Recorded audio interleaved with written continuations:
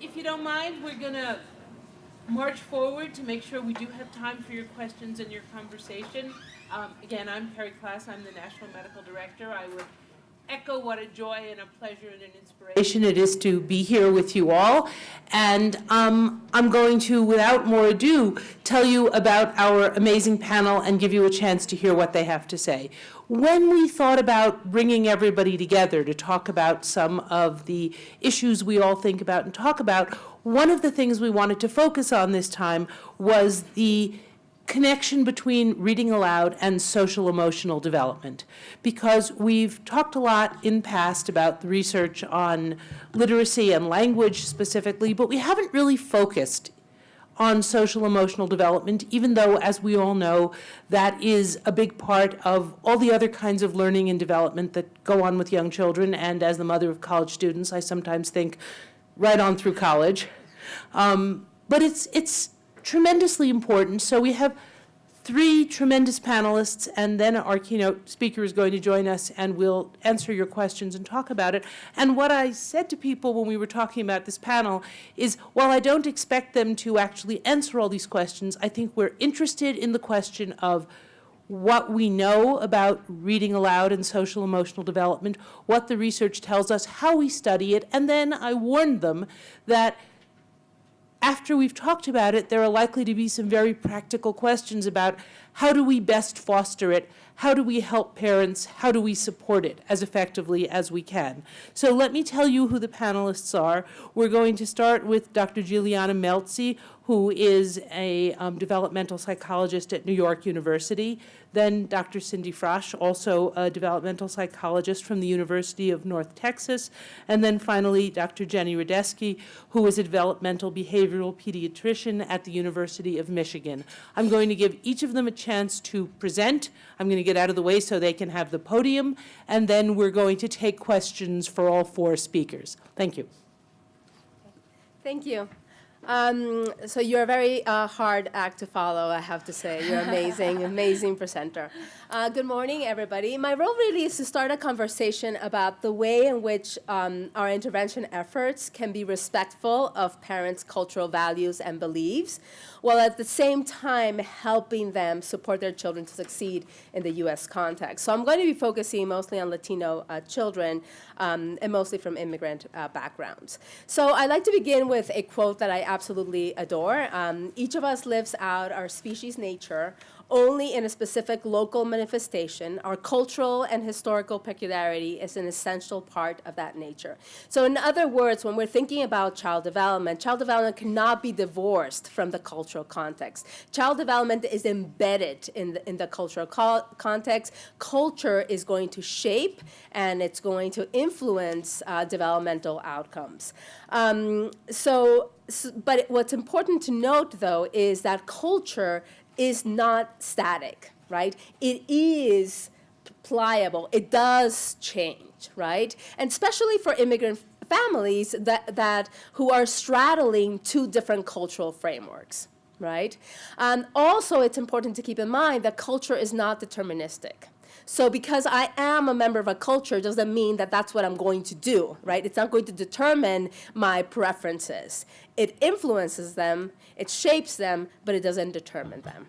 So what do we know about children's development? We know that children develop in the context as they participate in everyday activities that they engage in with important others in their life, right?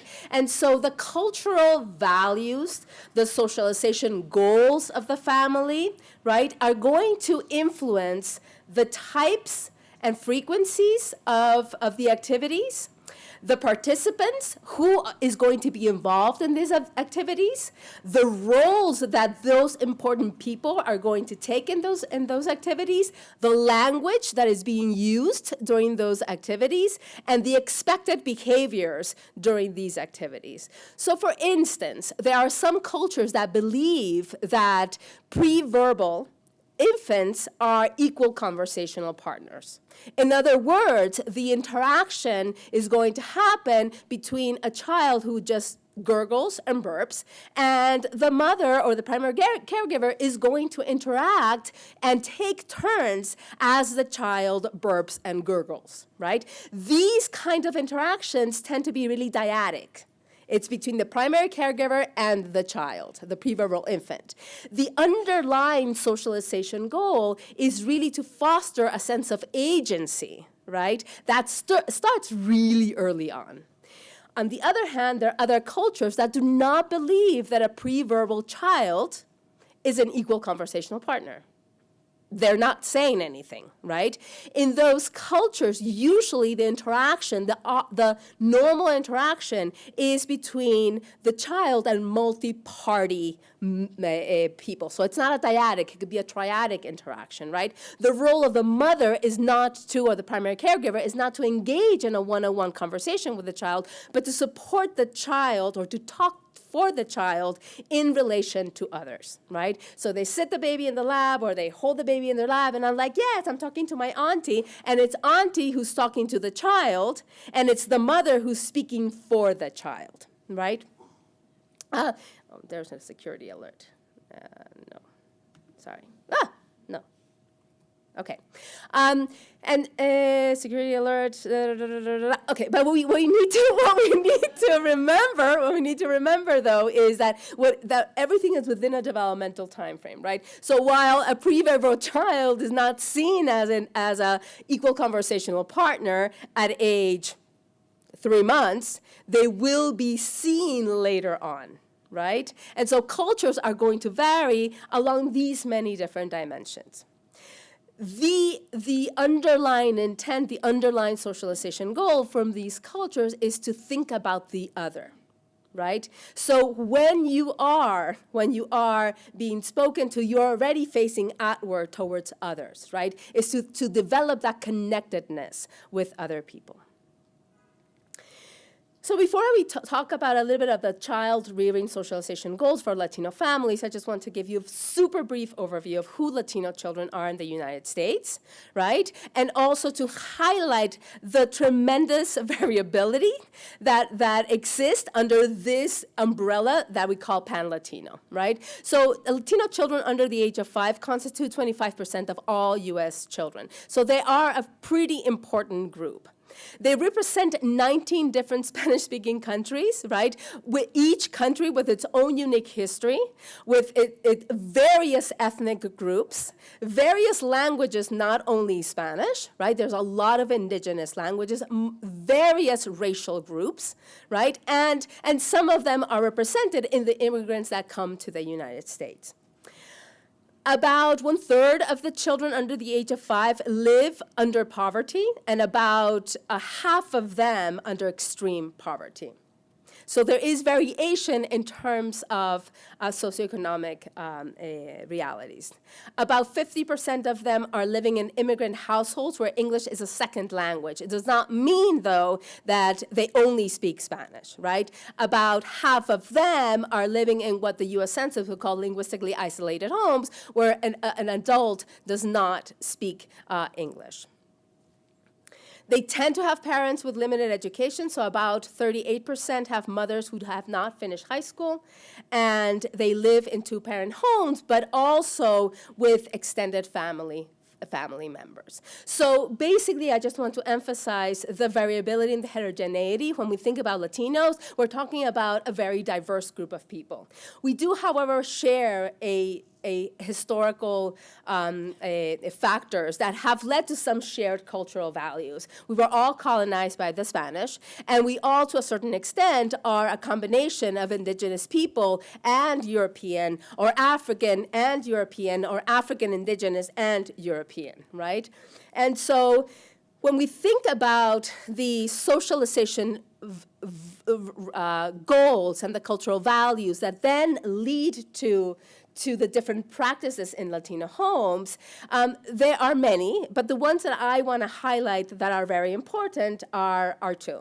One is the salience and the importance of the family as a group. So researchers term that familismo, right? So basically, as a child, as a member of a family, you have responsibilities and obligations towards your family, right? And it starts really early on. And throughout your life, your needs and wants as an individual come second to those needs and wants of the family as a group. And children are inculcated that value really early on. The second is that children in Latino homes are raised to be bien educados, right? Educación in Spanish is literally translated as education. It does not carry the same meaning as it does in English. When I say educación or education, immediately you think about schooling, right?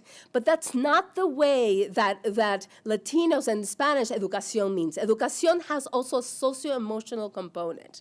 So to be educated, yes, it does mean that you are schooled, right? But it also means that you are able to assess a social situation and act flexibly and appropriately in that social situation. Children really early on, around the age of 3, go into a room and they know, right, what is the appropriate behavior, right? They know that if they are in church, they cannot be talking, right, because they're able to say, okay, this is a place where I need to exercise these different behaviors. Right? So parents really, when they talk, the worst insult that you can tell a Latino parent is that their child is mal educado, right? Because it's a reflection of them. So among the ways in which parents raise children who are being educados is to inculcate respeto. And respeto, and I'm using all these Spanish words, not to show off my Spanish, but really because you can translate something, but the meaning is lost, right? So when we talk about respect in English, in American culture, mainstream American culture, really you think about respect, that's something that you earn through your behaviors, right? You're earning the respect of others. In Latino communities, you are owed respect based on a number of different factors and features. For example, your education, for example, your age, for example, your social status, right? So children are, again, taught, inculcated to exercise, to know how they need to show respect to others.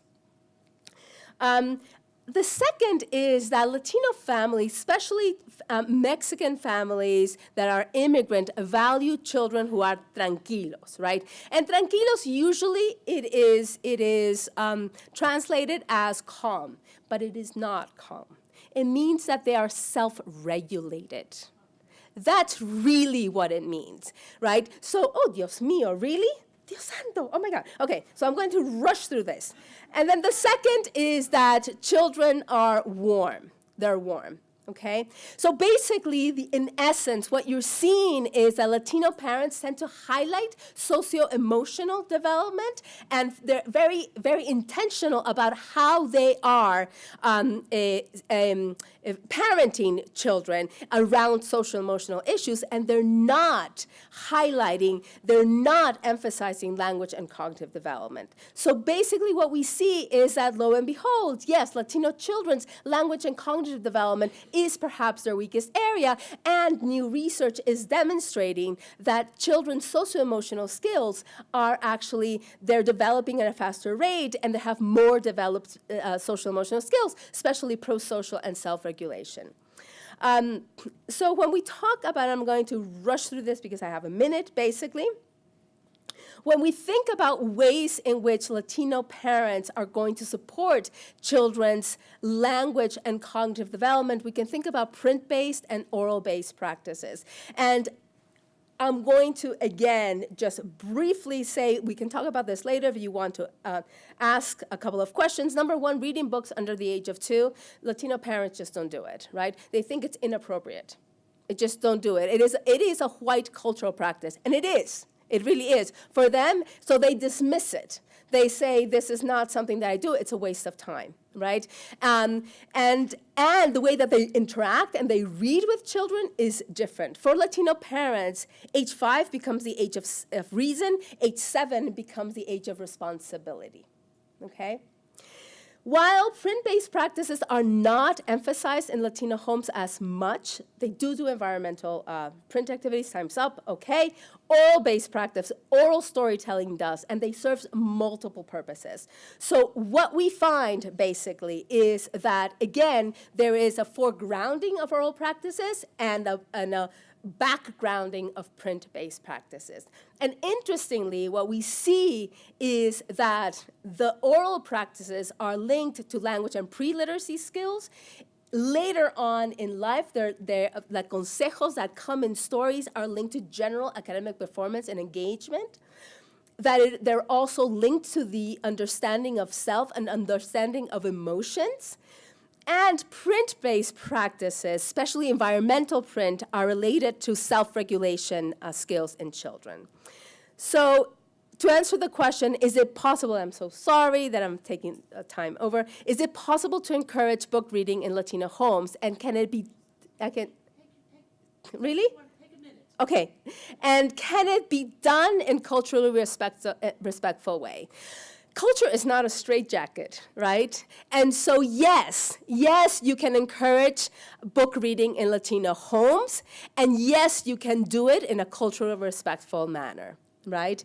I think is you weave it into existing practices and you build from the strengths of families. So rather than approach Latino families as you are not doing this, right? Let me tell you how to do it, right? You approach it as, what are you doing where this practice can be inserted, right? What we see in research is that when teachers, right, suggest to parents at age 5 to start reading, they immediately do it. Why? Because culture is also malleable, right? They want their children to succeed. So as pediatricians, you have an amazing power, right? Because you are doing it early on.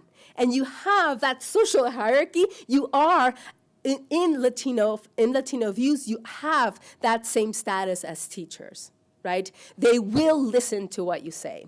So some ideas of how to do it, I have them here. You highlight the social emotional gains because Latino parents want to teach their children the right and the wrong, right? That is their main emphasis. So I would suggest choosing books that talk about feelings and that emphasize social relations so that parents can actually use something that they're good at, right? And it is fitting within their socialization goals. I would encourage the use of books as a springboard for oral storytelling because Latino parents are good at oral storytelling. They don't need to read the books, especially with little kids under the age of 2 because they're like saying, I don't know how to do this, or use wordless books, right? Where they can label things with younger kids, infant kids. I would encourage caregivers to switch roles with their children because Latino parents tend to not do this back and forth that European American parents do when they're reading. But what highly educated mothers in Latin America do, and also in the United States, is once they're done reading the book to their child, then they say, now you tell me the story, now you read. Right? So they give the child the opportunity, but rather than think about it within the reading as an interactive, it is across these speech events, right? Then don't just focus on the mothers because we know that siblings, especially older siblings, are a huge asset in affecting cultural change, right? And it is siblings who are reading to their younger kids. Yes, and there was like, yes. And of course, encourage any use of language. I know that you all do, but it's super important because parents think that they have to read and they have to think in English, they have to read in English. Thank you, and I'm sorry it took so long.